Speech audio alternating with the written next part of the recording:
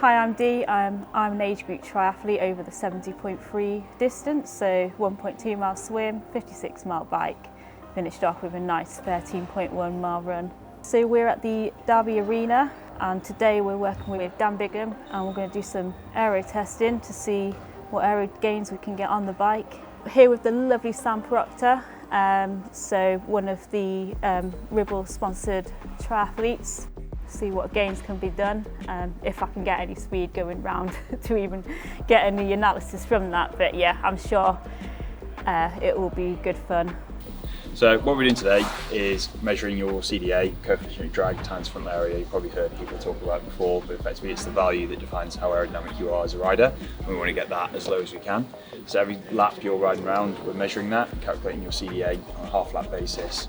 Hold your hand up the bars, yeah. How'd that one feel? Better. I felt I tried really for about. A bit tighter, still okay? Still okay. You can still shrug, it's not too tight. I didn't feel that impeded. I tried to really just get that head and really sink into it rather than just dipping it, really. Yeah, really go for it. Yeah. Okay, So let's have a look at that one then. It's the slowest run in his head up position, the fastest run in his shrug position. Oh, okay. On balance, if you do it 50% of the time, then he's a watt down. But if you can hold that for probably more than 60% of his run, so if you're going to do a 10, then you want to do it. But if you're going to do an Ironman, you're going to struggle. Not. So. Yeah, but then changing extension angle between races. Yeah, exactly. Yeah, that's not really ideal. Okay, but, well, let's keep pushing on. We'll try foam padding first.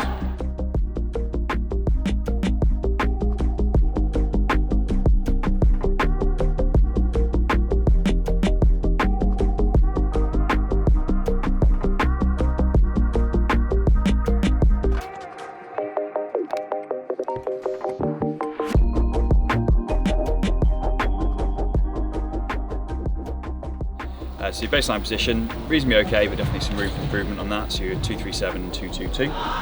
So your head shrug was huge there. You're finding about 14 watts, which is at the upper end of what most people get for a head shrug. So it's really good, but you want to persevere with that one. So working on how you can sustain that, whether it's something like a full length mirror in front of you on the turbo trainer, so you've got that visual feedback loop, but also things like foam rolling, stretching, massage, physiotherapist, just trying to loosen up neck, traps, shoulders, just so you've got a good range of movement and you can sustain that position for hopefully the whole race or when aerodynamics really matters, so when you go at good speed. But yeah, 14 watts, really, really good.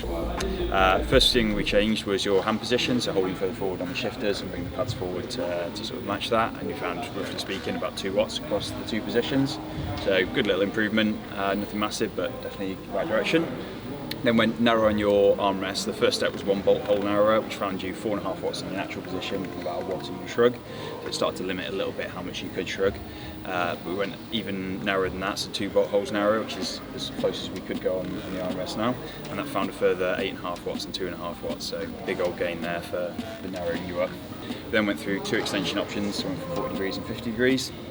50 was pretty poor, that lost you 4 watts across both positions, but the 40, no real difference in your natural position, but found 3.5 watts when you shrug down, so definitely one to go with. So just left the 40 degrees on the bike. Obviously affected your handling a little bit at first, but I think again, a bit of time to get used to that. And the final one, went back to the 40 degree extensions and tried the aero switch. So you found a little bit in your natural, but lost so much in your shrug that it wasn't worth persevering with. So start to finish, you came in at just a 222 watts aero drag at 42k an hour, and your best position you had 199, so you've got 23 watts better off. You see about 4.5 minutes or so there. Yeah, pretty big time saving. That does assume the fact that you can hold that head position throughout. But especially on the faster courses, worth doing. So, just as Dee's results, so we get both natural and head position, natural and shrugged head position, and the average of the two. Coefficient of variance was a little bit higher, but settled down pretty quick, to be honest. So down to sort of the region of 2.5%. So in your baseline position, you'll find around 13 watts in your head shrug, which is pretty awesome, to be honest. Just shows that there's good flexibility there, and it's something you really, really need to persevere on. So come back to stretching, flexibility. Full length mirror in front of you can be a really, really good thing. Just gives you that visual feedback loop when you're on the turbo. Even if it's Swift, just put it underneath, you can see yourself. Good little tool. Stretching out 25 mil.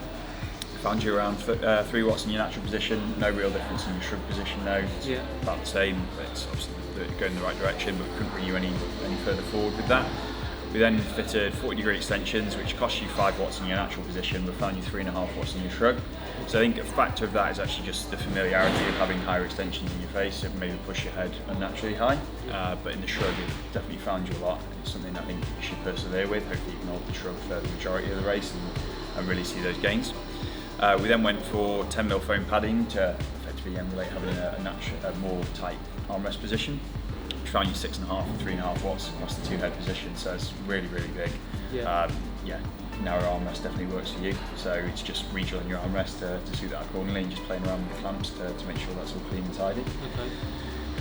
We then took the helmet clasp off to see if that would help make the helmet sit a little bit nicer, and definitely didn't. No real difference in your natural, but it cost you 4 watts when you shrug down, so with the clasp is definitely the way to go, and that sits aerodynamically well onto your head.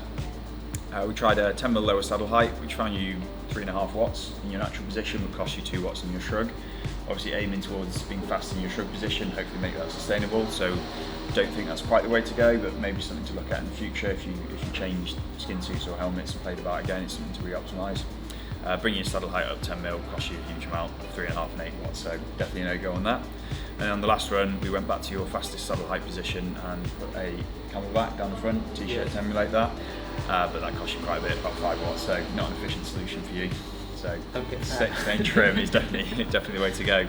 So your baseline at 45k an hour, you're on 233 watts, and your fastest position you were just under 213, so you're talking about 21 watts or so.